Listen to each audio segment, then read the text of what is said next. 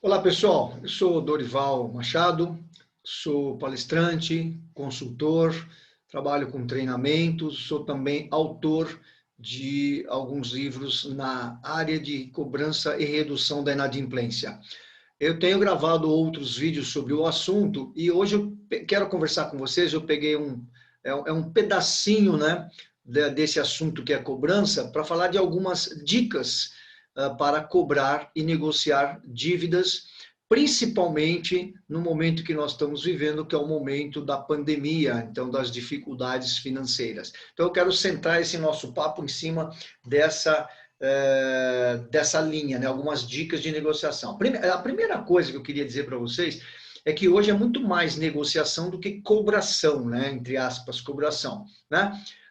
Cobrar é notificar de um débito, de uma pendência, e o pessoal sabe que está devendo. Agora, quando você cobra, aí a partir daí vem as alegações, as dificuldades, e aí a gente tem que entra a competência da negociação. Aliás, um vídeo que eu gravei, você procura aí que você vai achar no nosso canal, fala das competências do cobrador nesse momento de pandemia. Então, a primeira coisa é a gente pensar que é muito mais negociação do que cobração.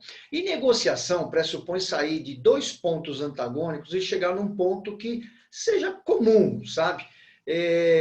Eu costumo dizer que, bom, sabe, a negociação ganha-ganha, os dois ganham. Para mim, os dois não ganham, porque na verdade, assim, aquele que deve paga, mesmo que ele pague corrigido, com encargos, com enfim, tudo, ele pagou no tempo que deu para ele pagar, ou no tempo que foi acordado para ele pagar depois do vencimento. Então, só que o outro lado, o credor, ele teve que se virar com seus impostos, com as suas dívidas, com a sua folha de pagamento. Então, não é que seja bom para os dois lados, é menos mal, digamos assim. Então, a primeira das dicas que eu quero dar é a negociação sem a competição, sabe? Se eu aperto demais porque eu tenho competência de negociar legal e fico apertando, eu corro o risco do espanamento. O que é o espanamento? É um espanou, apertou a porca demais, espana, não dá aperto mais nenhum. Então, se eu aperto demais, espana. Se eu aperto de menos, não convence. Né? Então, e esse achar o ponto não tem uma fórmula matemática. Isso é o tempo, é a análise de perfil, é a própria dinâmica da negociação que vai mostrar. Tá? Mas, como primeira dica, o importante é demonstrar que o ideal é achar uma alternativa que seja satisfatória para ambas as partes. Né? Não é ganha-ganha, na minha opinião, é ganha e menos perde do outro lado, mas vale como retórica de comunicação, sabe? Uma outra dica que eu quero dar é assim: existem momentos que você e a gente tem essa percepção. Você pode não estar no seu melhor dia, não estar no seu melhor momento naquele momento da negociação, seja ela por telefone, seja ela pessoal. E aí, se você percebe que está entrando não digo num beco sem saída, mas numa situação de constrangimento, porque o outro lado está conduzindo melhor que você está indo para um lugar que você não gostaria que tivesse indo essa negociação, interrompe. Sabe, a dica é interrompe. Você está no telefone, só um instantinho que eu preciso dar um recado aqui, só 2 segundinhos. Aí você conta até 5, volta e diz, olha, você tinha dito o quê? Pensando bem. Então você remonta o raciocínio. Isso vale também para uma negociação pessoal. Sabe, você percebe presencialmente que você está com um problema, que você está sendo apertado, pede licença, diz, só vou dar um recado aqui, passa por trás do biombo, sei lá o que, volta depois de 10 segundos e refaz. É criar o que é um ponto de ruptura nessa situação de pressão, que é o que faz um time de basquete, enfim, que pede tempo porque está a um ponto, a um segundo para acabar, e o outro com a posse de bola, então pede tempo para esfriar o jogo. Então essa é a ideia, esfriar o jogo, sabe? Então você está sob pressão, interrompe, é uma dica. Tá? Uma outra dica que eu queria dar para vocês é que a gente nunca joga todas as armas, toda a munição de uma vez só.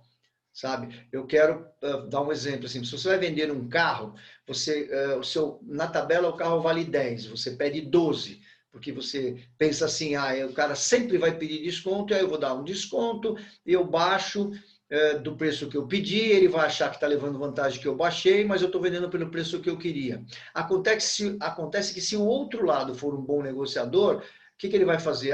Vale 10, quero pagar 8. Então ele quer pagar 8 e você quer cobrar 12.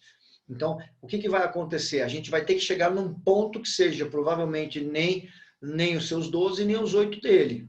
Isso chama-se margem de negociação, entre 8 e 12. Sabe? Eu costumo brincar e dizer que é como um salame. O salame você não come inteiro, então vamos fatiar, sabe? Eu começo uma negociação com todos os encargos e tudo aquilo que eu puder cobrar previsto na minha relação de compra e venda, né? E eu vou cedendo lentamente. A pessoa precisa de mais um prazo, eu posso ceder um prazo, mas desde que ela me dê algo em troca. Ah, ela me dá um percentual em X vezes. Se ela me der um percentual menor, é menos vezes. Então, flexibilize lentamente. Eu posso cortar o salame e chegar à conclusão que eu posso retirar todos os encargos e receber só o principal, dependendo do que ele está me dando em troca e no momento que ele está me dando em troca, no tempo que ele está me dando em troca, sabe? Mas a flexibilização tem que ser lentamente, tá? Então, é o que a gente chama de técnica do salame. Uma outra dica que eu dou é assim, é comum você cobrar alguém e ouvir do tipo, a semana que vem eu vou pagar. E a maior parte das pessoas que cobram, elas dizem assim, que dia? Então, não acho que seja a melhor resposta, que é uma pergunta, na verdade. Mas quando você pergunta que dia, ele pode te dizer sexta-feira que vem, e aí imagine que você está cobrando numa terça de uma semana, ele fala sexta da outra. Já foram embora 15 dias, né? Então, nesse momento, a semana que vem, não pergunta que dia, já emenda. Pode ser segunda-feira? Pô, mas Dorival, hoje é quinta, hoje é sexta, não importa, semana que vem começa na segunda. Ah, mas o que vai mudar de sexta para segunda? A semana. Mudou a semana, já é outra semana, ele falou a semana que vem é segunda. Né? Dá certo? Nem sempre, mas você tem que ter essas técnicas. Eu sempre falo, dá certo? Não, às vezes não dá, mas um time treina pensando em ganhar do outro no fim de semana, só que o adversário também está treinando. Né? Então a gente tem que ter essas técnicas. Dá certo? Nem sempre. O pior é não ter. Né? Outra sugestão, por exemplo, às vezes você pode estar cobrando alguém e começando a negociar alguém que tenta te intimidar, tenta gritar, tenta se impor, né? E às vezes isso é uma tática, você entendeu? É uma tática, sabe? Falar grosso, é falar alto, é tentar se impor, é fazer gestos, se for presencialmente, gestos bruscos. A minha sugestão numa negociação desse tipo é não qualificar. Sabe, se fingir de morto, não tá nem vendo, não tá nem ouvindo. Se tá por telefone, tá gritando, você deixa gritar à vontade. Se tá presencialmente, começa... Não interage, né? Na psicologia chama-se rapport. O que é o rapport? Essa sinergia, né? É mais ou menos quando você está conversando com uma pessoa, aí você senta, cruza as pernas, ela senta, cruza as pernas, você está em sintonia. Né? Então, não estabeleça esse rapport, como diz a psicologia, não dê ibope. Né? Outra sugestão numa negociação é você colocar as coisas sempre assim. Se você tiver que se esconder, entre aspas, na verdade não é esconder, é respaldar, sabe? Se respalde por conta da política ou das práticas da sua empresa. Então, uma coisa é você falar assim, olha, eu posso conseguir um desconto, eu posso conseguir uma prorrogação, eu posso conseguir um parcelamento, eu posso conseguir um abatimento. Não, você não pode nada. Na verdade, assim, olha, o que pode ser feito é um abatimento. O que pode ser feito é uma concessão, porque a política da sua empresa permite. Então, quem é? Você é porta-voz e a política de cobrança da sua empresa é o seu guia. Então, não coloca as coisas que você pode fazer, porque dá a sensação de que outro faria diferente, que está nas suas mãos, e nem sempre está nas suas mãos. Você representa a política da empresa. Tá? Outra sugestão, tira da frente coisas do tipo, olha, infelizmente eu não posso fazer mais nada. Se a dívida não for quitada até a semana que vem, na terça-feira, será encaminhado ao protesto, será encaminhado ao cartório, será o departamento jurídico que vai cuidar. Não se posiciona dessa maneira, se posiciona friamente, sem ficar se justificando, infelizmente, vai ser feito, e dá a impressão que você concorda com a pessoa do outro lado e que você só está fazendo isso porque a sua empresa não te dá alternativa. né? Então, tira fora os infelizmente. Eu sempre falo, tira os infelizmente da vida, sabe? Olha, então, diante da que você está me dizendo, que a empresa vai fazer o seguinte, a partir de terça-feira, caso não tenha a dívida não seja paga, o departamento jurídico vai cuidar, o senhor vai precisar conversar a partir daí com eles, sabe? Deixa fora os infelizmente, porque o cara numa negociação, se ele for um hábil negociador, ele vai pegando esses pontos todos e ele pode usar isso contra você mesmo. Sabe? Então, cuida, sabe? Cuida, seja frio, seja direto. Olha, isso que o senhor está solicitando está fora da política da empresa. A empresa não aceita esse tipo de proposta. O senhor precisa melhorar essa sua proposta. Você entendeu? A empresa não aceita, é a política da empresa, não é você. Né? E se posiciona sem ficar se desculpando. Né? Evita, como outra sugestão, evita barreiras desnecessárias para você mesmo, sabe? Evita ressaltar encargos, multa e demais taxas, sabe? Quando você estiver negociando, negocia sempre o todo, com base no todo. Olha, o valor que nós estamos falando aqui é 5.327, né? Mas era 5.000, virou 5.300, a diferença são os encargos. Pô, mas que encargos são esses? Aí você fala. Mas jamais fale, olha, o valor, então, o valor é 5.000, aí contando a multa, o juro, o encargo, a taxa, não sei o quê. Para que isso? O cara sabe que está enfiado no preço. Para que você vai chamar atenção para um problema para você mesmo? Então, não ressalta. Só responde o que te for perguntado. Se não for perguntado, passa adiante. Né? Mas se ele perguntar, você tem que dizer. Tá? Outra coisa, se você estiver conversando com alguém, negociando com alguém que seja aquele que não tem atrasos frequentes, não é problema para pagar, né?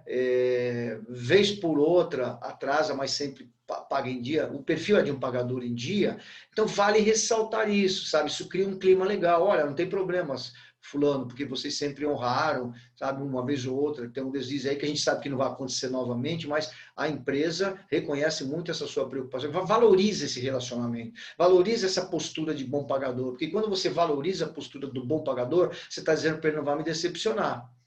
Eu só estou batendo palminha para você porque você está honrando seus compromissos. Você está jogando para ele uma baita responsabilidade.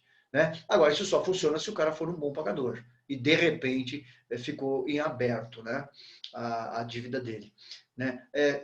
Quando negociar, procura estar aberto para, por exemplo, a dívida é 8.000, eu tenho 6 e a gente negocia 2.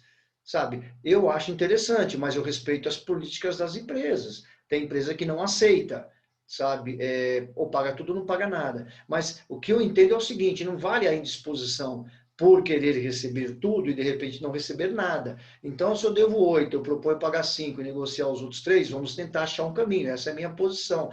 Porque tem um ganho aí, gente, que não digo que é maior, mas ele é ali meio que par e passo com o similar ao ganho financeiro. Você vai falar assim, lógico, claro, era 8, virou 5, ele me pagou 5, só tem 3 para pagar. Então, tem o ganho financeiro? Tem. Mas tem um outro ganho que às vezes a gente não olha, que é o seguinte, quando o cara fala, a dívida é 5, eu pago, a dívida é 8, eu pago 5, ele está te dizendo que ele tem a intenção de pagar os 8.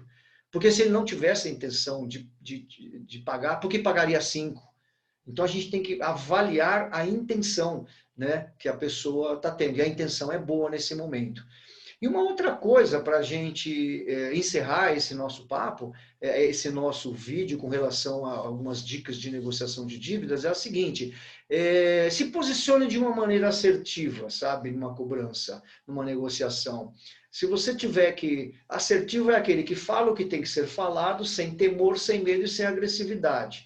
Então, se por um lado eu posso ser agressivo e falar, é urgente que o senhor pague até quinta-feira, porque senão vai para o jurídico, isso é ser agressivo, não sugiro. Como também, olha, é urgente que o senhor pague até quinta-feira, porque senão vai para o jurídico, aí é ser subserviente. O assertivo fala assim, olha, é urgente que o senhor pague até quinta-feira, porque a partir daí vai para o departamento jurídico. Eu usei o mesmo texto, só que de 3 formas diferentes. Eu sugiro a assertividade, sabe? Você tem que ter muita...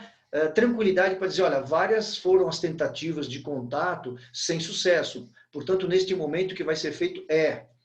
Ou então dizer assim, olha, existe um contrato que o senhor assinou, que na cláusula X, ele trata essa questão com clareza. Talvez o senhor não tenha observado, mas está. E o assertivo não tem problema nenhum em virar e dizer assim, olha, vamos voltar então ao assunto da dívida, vamos voltar para a dívida, quando o cara tentar mudar o foco, né? Então, gente, eu falei aí de 10, 11, não contei, mas são dicas para cobrar, para negociar dívidas. Para finalizar, eu queria lembrar, nós estamos num momento de pandemia, nesse momento, sugestão acordos curtos, acordos com prazos curtos.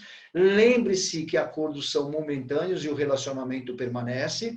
Então, aquilo que vale, vale para esta dívida, pode não valer daqui a 6 meses, ou não pode valer para uma reincidência no caso de uma negociação. Deixa claro que o que está valendo para agora. Que numa reincidência, de repente, não vai valer esse mesmo raciocínio.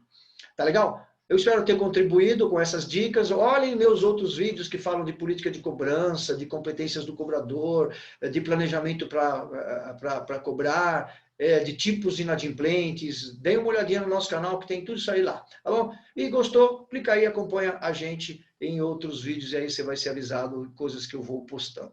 Tá bom? Tchau. Até a próxima, gente. Boa sorte.